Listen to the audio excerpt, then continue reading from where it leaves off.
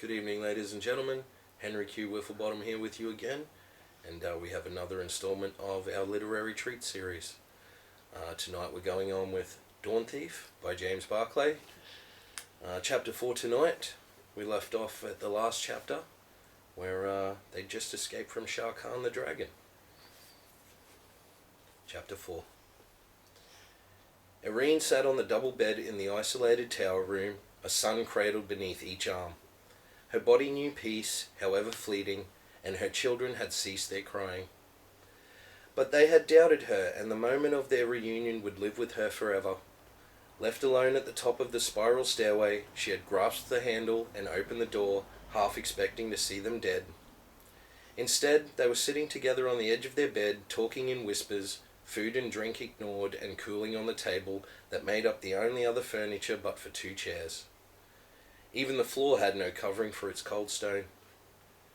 She'd taken them in an instant, brown bobbed hair a little untidy, round faces, pale blue eyes, small noses, slightly jutting ears, and long-fingered hands. Her boys, her beautiful boys. Their faces had turned to her in symphony, and she'd held out her arms. It was then she knew hatred like she'd never felt before. Because for a moment they hadn't seen her, their mother and protector. They'd seen a betrayer, someone who would let them be taken, let them be afraid. And as she'd stood in the doorway, dishevelled in her bare feet, her nightgown stained and torn, her face displaying the effects of the profane, and her hair tangled, the tears had flooded her eyes and smeared a clean track on her dust-darkened cheeks. I'm here. Mother's here. They'd run into her arms, the three crying until nothing was left but to hold on in case they should ever be separated again. Now they sat, all three on the bed, the boys nuzzling her chest while her arms bound them and her hands stroked their sides. Where are we, Mummy? Asked Tom, sitting to her left. We're in a castle far from home, full of bad men, Said Irene, gripping her boys closer and glaring at the closed door, outside which, she knew, Ismond would now be standing. I've got to help them. Answer some questions about magic, and then they'll let us go. Who are they? Aaron looked up into his mother's eyes, lost and confused. She felt his hand grip at her back. When we get home, I'll tell you all about them. But they are men trying to understand magic. And what men don't understand frightens them. It always has. When will we go home? Aaron again. Irene sighed. I don't know, my loves. I don't know what they want to ask me. She smiled to ease the tension. I'll tell you what. When we get home, I'll let you choose what you want to learn about next. What will it be? The boys leaned forward, shared a glance, nodded and chimed in concert. Communion! Irene laughed. I knew you'd say that. Bad boys. Just so you can talk without me hearing you. She tickled their stomachs, the boys giggling and squirming. Bad boys! She fluffed their hair, then held them close again. Now, She said, eyeing their plates with distaste. I want you to eat the bread on those plates, but nothing else. Do you hear me? I'm going to go and see about getting us home. I'll be back to teach you later, so I hope you haven't forgotten what I told you last week. She made to rise, but the boys clung on. Do you have to go, Mummy? Asked Aaron. The sooner I do, the sooner we'll all be home with your father. She hugged them again. Hey, I won't be long. I promise. They both looked up at her. I promise. She repeated. She unlocked their arms and went to the door, pulling it open on a surprised-looking Ismond. The Rangi warrior lurched to a standing position from his slouch against the wall, the flaps of his leather tunic clapping together over his worn brown shirt. Finished so soon? He asked. Just in a hurry. Said Irene brusquely. I'll answer your questions now, but my boys need their father and their own beds. And we are just as anxious as you to see you are held here for as short a time as possible, said Ismond smoothly. The captain will question you shortly. Until then, Now, said Irene, closing the door at her back with one last smile at her boys, who waved at her. You are in no position to make demands of us, sneered Ismond. Irene smiled and moved close to Ismond. As she did so, her face hardened, the smile seeming to freeze on her cheeks. And what if I walk past you now? She hissed, her face paling. What are you going to do? Their faces were scant inches apart, his eyes flickering over her. Stop me? Kill me? She laughed.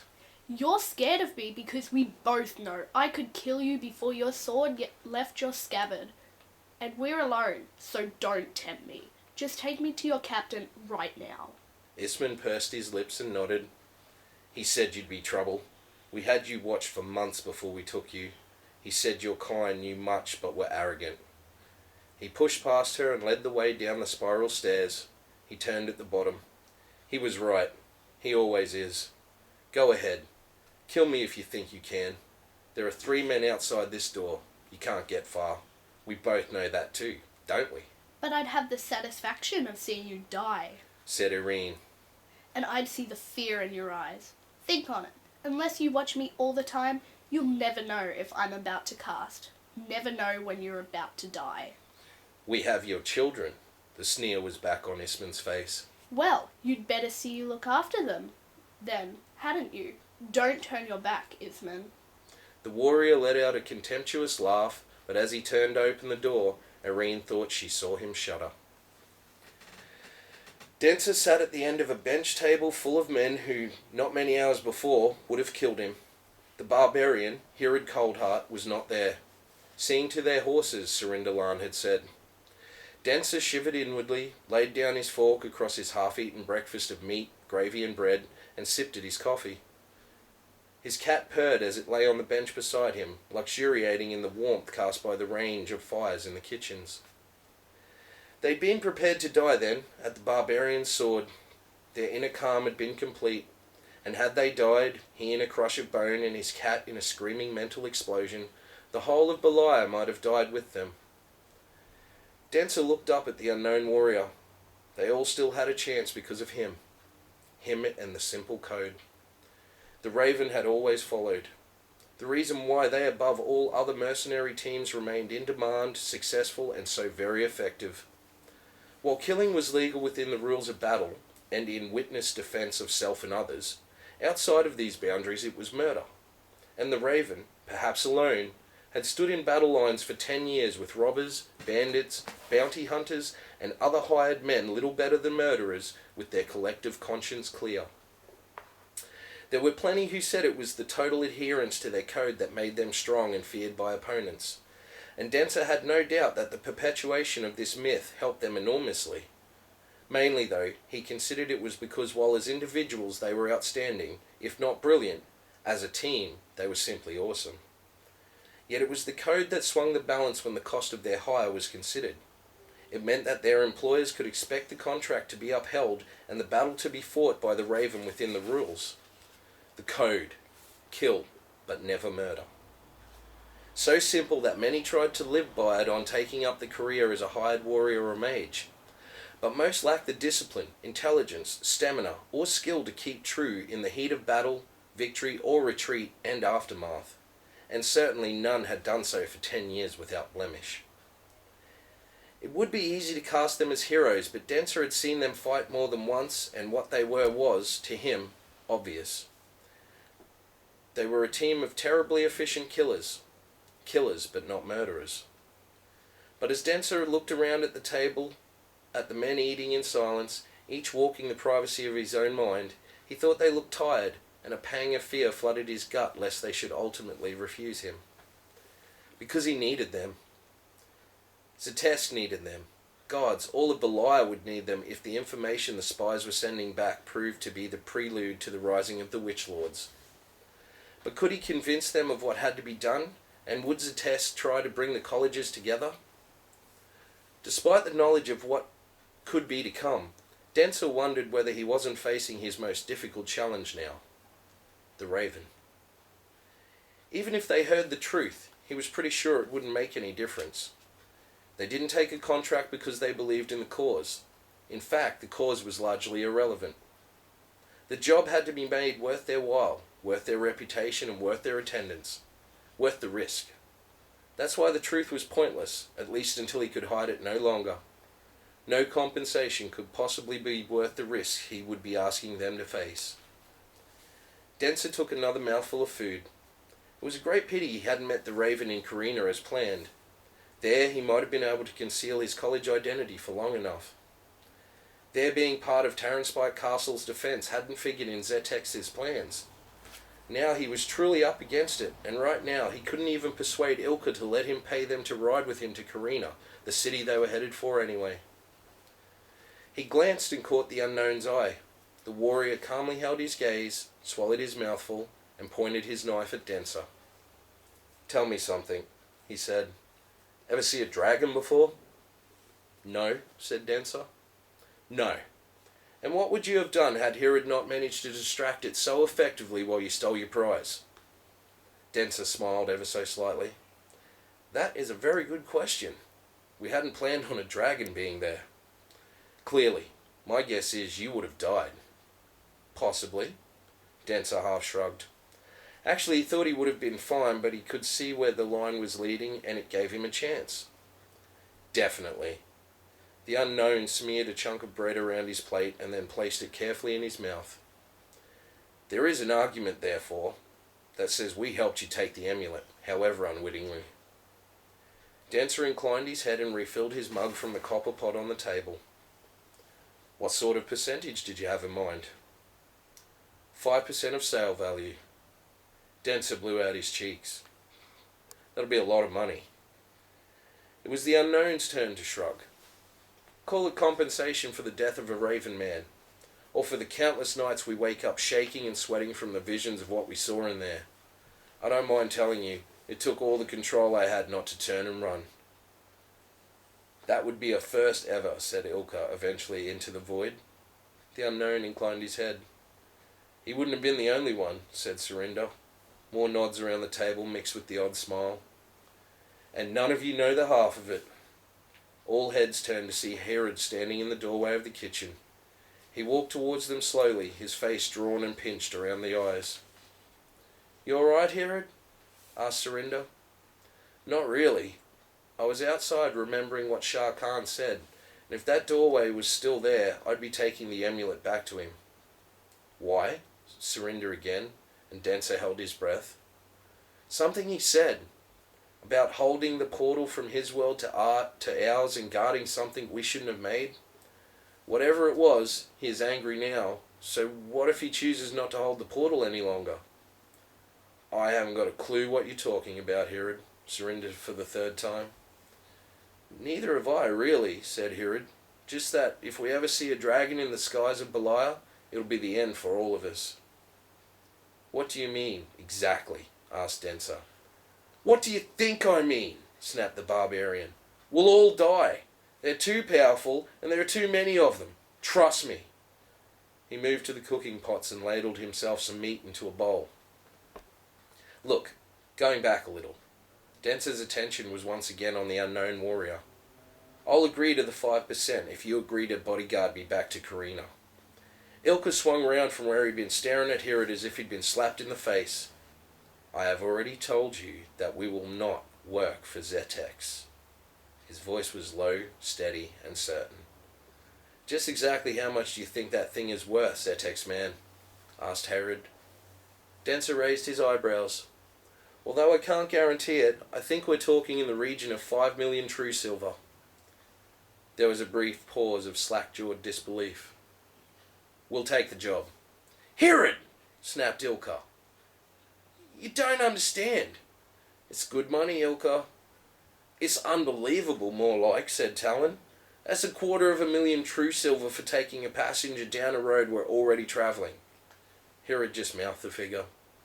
"You know something, Herod? I just cannot believe that you of all people would agree to this. He all but had you killed." Ilka's tone bordered on contempt. "Yeah, so he owes me." Herod kept his face away from the Zeteskian as he spoke. "I don't have to like him. I don't even have to look at him. In fact, I can go on hating him. All I have to do is put up with him riding nearby on the way back to Karina. Then he pays us a great deal of money and we never see him again. I think I can handle it." "Anyway, it's not that simple," said Ilka. "Yes, it is." "It isn't, and I have a real problem with it," began Ilka. But the barbarian loomed over him. "I know you don't agree with the Zetex morality, that's an understatement and a half, but considering what you lot have been about behind my back, I don't think it's the kind of money we should turn down, do you? Might be the last we ever make." He straightened. Ilka just scowled at him. Face it, Ilka, you'll be outvoted. Don't make it difficult. Ilka's eyes narrowed to slits.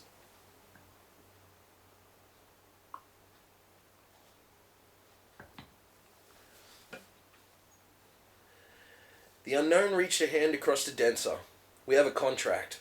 Talon will write it, and you and I will sign it. No actual value will be mentioned, but the percentage and intention to pay will be registered. Excellent, said Denser. The two men shook. Indeed it is. The unknown drained his mug. You know what? I can feel a rookery party coming on. The door to the kitchens opened again. I hear you couldn't save my mage. A pity. He was a good man, Saren. The Raven turned to look at their employer, and Denser his erstwhile opponent for the first time. Baron Gress was middle-aged with a powerful mind and a quartet of sons to make up for his own fading strength. Spurning rich man's clothes, and he was among the top 5 barons in terms of wealth, he walked in wearing practical riding garb, cloak over one arm, leather jerkin, woolen shirt, and leather in-thighed cloth trousers. He dismissed his men-at-arms from the door and waved away the babbling kitchen folk as he made his way to the Raven's table. He studied them all through his large brown eyes, his balding grey head moving smoothly as he did so. He reached out a hand. The unknown warrior. Baron Gress. The men shook. Pleasure to make your acquaintance. Likewise. The unknown glanced along the table. Get the Baron some coffee, Talon. Well, well, the Raven.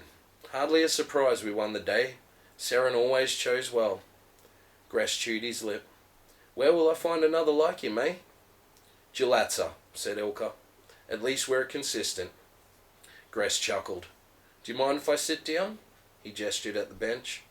Ilka moved along and he sat. Talon placed coffee in front of him. He nodded his thanks. An awkward silence fell around the table. Denser scratched his beard nervously. The unknown gazed at the Baron, impassive as always. Ilka's ears pricked.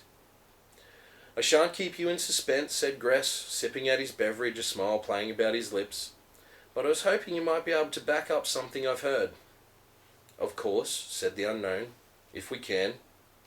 Good, I'll be brief. I've been called to a meeting of the Carina Trade Alliance concerning deteriorating conditions to the west of the Blackthorn Mountains. There are rumours that the Westmen have stepped up activity, broken the Understone Pass rite of passage agreement, and there are fears of incursions into the east, although I should point out that the garrison at Understone itself has reported nothing out of the ordinary. I need to know whether you have picked up any rumours. I understand you were fighting with Baron Blackthorn himself not long ago, and he is unable to attend the meeting. Gress's eyes twinkled. We only fought with him so the unknown could get a better deal on his wine. Surinder smiled. I feel sure you did not. As it happened, that was part of the agreement, said the unknown.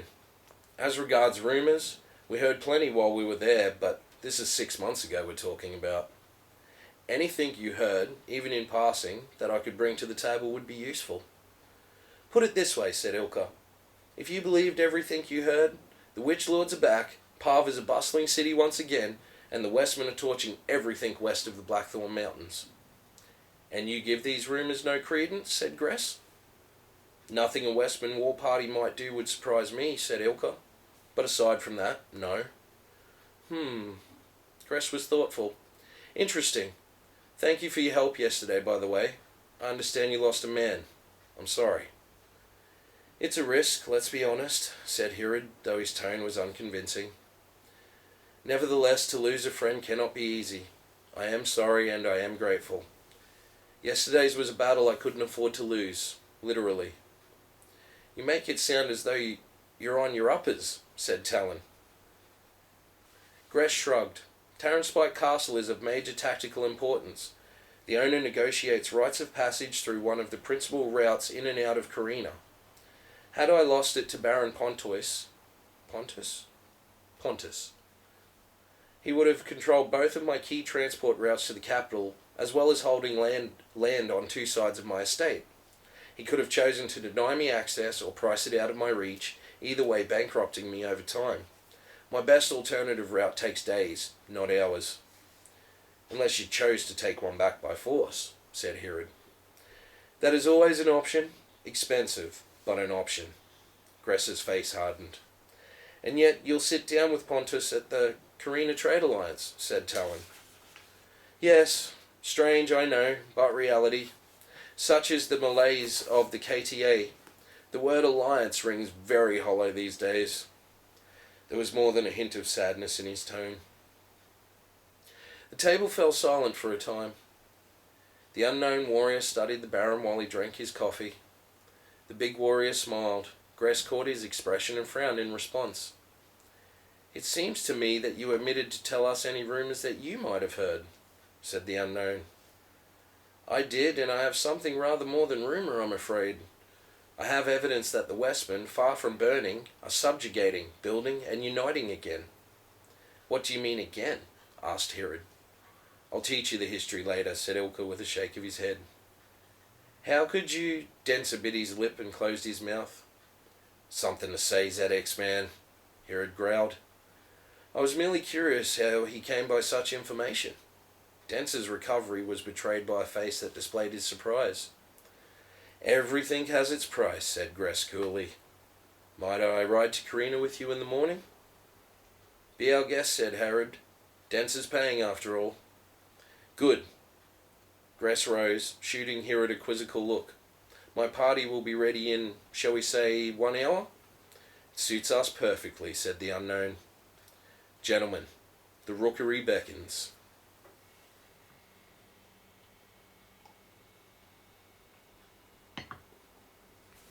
Thirsty work. Irene and the captain met in the library. Warmed by 2 fires and lit by a dozen lanterns, the immaculately kept house of books was testament to his intelligence, if not his morals. 5 shelves high, covering 3 sides of the room, perhaps 15 by 25 feet, books loomed around her. A fire stood either side of the only door. Rugs covered the floor, and a reading desk dominated the far end. She had been told to sit in a large green, leather-upholstered chair near one of the fires, and when the captain came in, followed by a warrior carrying a tray of wine and food, he said nothing before setting himself in a similar seat at right angles to her. She had locked her gaze on the fire to stop her eyes catching sight of him, allowing the light of the flames to mesmerize her, only dimly hearing the clink of glasses, the glug of a pouring bottle, and the metal sound of knife on carving tray. Once again, welcome, Irene Malenvai, said the captain. You must be hungry. Irene let her eyes travel over the tray that sat on a low table between them, surprised at the quality of its content.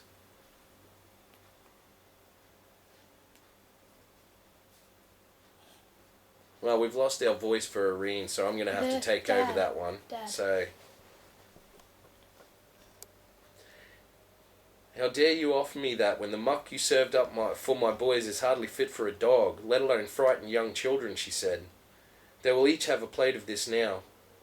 She could sense the captain's smile. You heard her. Fresh lamb and vegetables for the boys. Yes, sir. The door closed.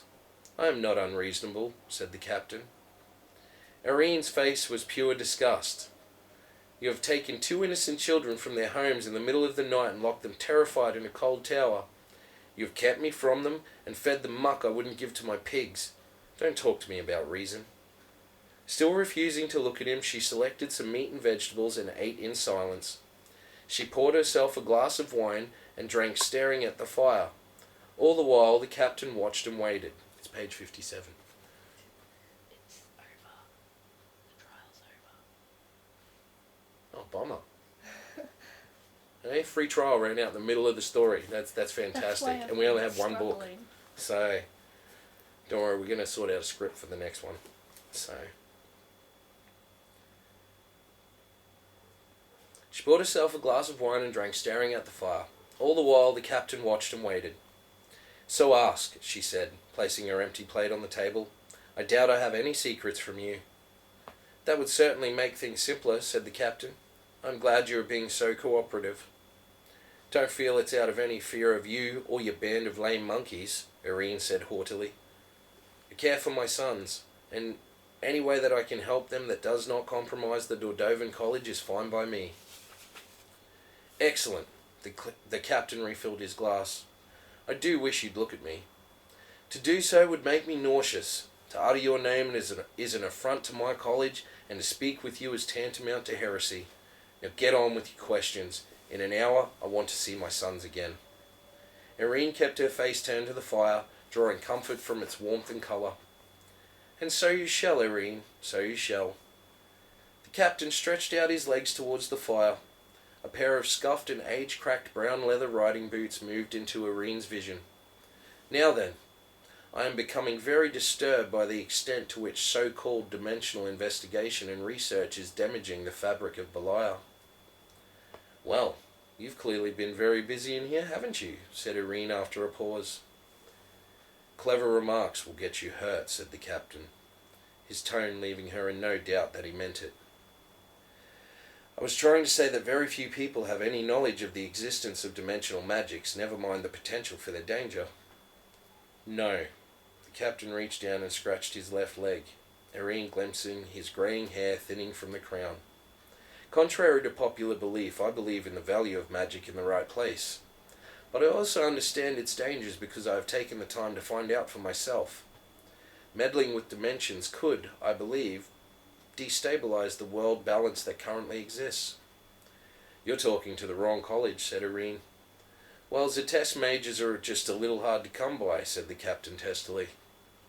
I'd love to say I was sorry, retorted Irene, and at last she looked at him. He kept his grey hair close cropped, and his beard, which still held flecks of brown, was similarly well trimmed. Skin was sagging under his eyes, and his red-patched cheeks and nose were evidence of a reliance on the bottle. He was getting fat, too, as he breasted middle age, a fact which his leather coat and shirt failed to hide. He ignored her sudden attention. The Septon was a Dordovan mage. We've already established that you've done your homework. Irene refilled her glass. It's also no doubt told you that he's been presumed dead for about 300 years. And there the information ends, said the captain. I was rather hoping a Dordovan law mage like yourself could fill in a few gaps. And now the misunderstanding is yours, said Irene, because you assume we have secret texts. But Septon was a Dordovan mage, repeated the captain. Yes, he was, and a genius, and so far ahead of his time that we still haven't managed to recreate all of his work. Irene plucked some grapes from the fruit bowl and ate them, spitting the stones into her hand and throwing them into the fire. The captain leaned forwards, frowning. But surely he reported his findings. I understood that to be a requirement of every mage. Septon didn't live by those rules, Irene sighed as the captain's frown deepened. Look, you need to understand. Septon was a throwback to the days before the colleges split. So he wasn't just ahead of his time, he was behind it as well. The captain smiled, pleased at his own joke, revealing lines of brown, rotting teeth set in flame-red gums. Yes, I suppose so. The point is, his mind was able to accept law at the very base level, and that let him read and understand Dordovan, Zeteskian, and Gelatsan laws with varying degrees of success. It made him brilliant, but it also made him arrogant.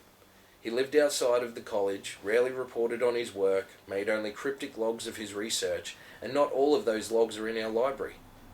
Zetesk has some, others are lost at his house, assuming he wrote anything at all about some of the things we know he was capable of. Irene took a sip of wine. Could I have some water, please? Certainly.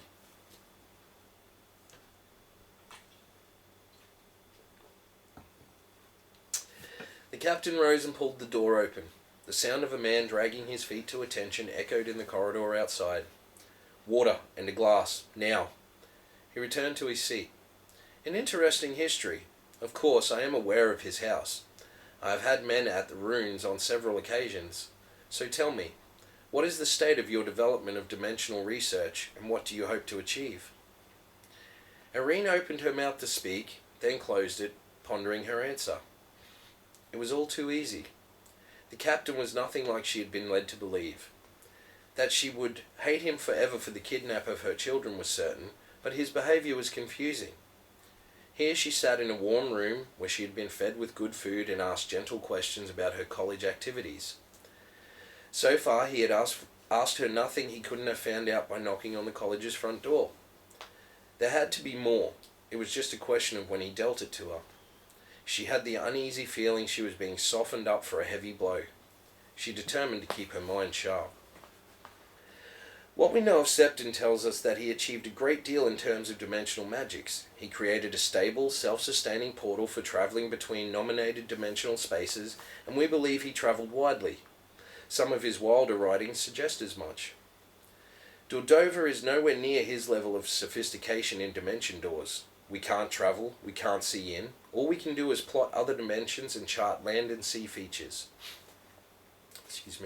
To progress more quickly, we need Septon's lost text because we believe this magic mixes college laws. And where do you hope this research will take you? Into other dimensions, to explore, to chart, to meet other races. The possibilities are endless. Irene was enthused in spite of herself. To conquer, to subvert, to rule, to steal. The captain's tone was hard but not unpleasant. Is that the basis for your concern? He inclined his head. I believe we have no place interfering in other dimensions. We have our own, and it is difficult enough to control without linking it to other places and times. I see nightmare scenarios where others might invade to avenge what we have done. No one will be safe anywhere because no one will ever know when or where a door might be opened. All the more reason to complete our research and understanding, said Irene. Neither of us is naive enough to believe that Dawnthief and Zetess researched this magic to benefit the population of Beliar, are we? I would hate to think you were opening doors which you were then powerless to close. The captain scratched an ear. Tell me, is Zetess further advanced than Dawnthief? Irene stared at him blankly. If and when the missing elements of Septon's dimensional text are recovered, we may be forced to form a research group, she said slowly. Until that time, communication remains minimal. I understand. It was a stupid question to ask a Dawnthief. Stupidity sometimes elicits the real gems. The door opened and a man entered carrying a jug of water and 2 glasses. He set them on the table and withdrew. Irene filled a glass and drank it back in one. Anything else? Oh, a good deal, said the captain. He drained and refilled his wine glass. I have hardly begun, although your information is gratefully received. I should let you get back to your children, but think on this.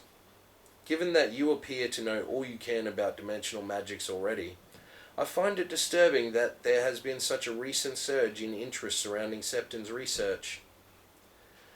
Mastery of dimensional magic wasn't his only triumph, was it? There was one of even greater notoriety. He created a spell, didn't he? And I want to know why Zetess has suddenly put all its muscle behind looking for it. Irene's face became deathly white. That's the end of chapter 4. So, hope you enjoyed tonight's chapter. It's going to be a little bit of a break on the Dawnthief chapters because my voices are going away for a little while. So, please join us in about a week's time for chapter 5. But in the meantime, tomorrow night, we're going to be bringing you the literary treat that is Stephen King's The Dark Tower. Now, some of you might have seen the movie, some of you might have read the books. If you've only seen the movie, it's fucking crap. The books are fantastic. So, I'm going to start bringing you the books. Tonight's music plug. Now, all this is just for me. This is my own personal taste. So, it's a band called Moto Grader. I do believe 1 or 2 of the boys from this went on to start or become part of Five Finger Death Punch. Anyhow, it's a self-titled album. Check out song number 12 called Collapse. It's fucking brilliant. And enjoy your Zombie Jesus Day tomorrow. Henry Q. Wifflebottom signing off.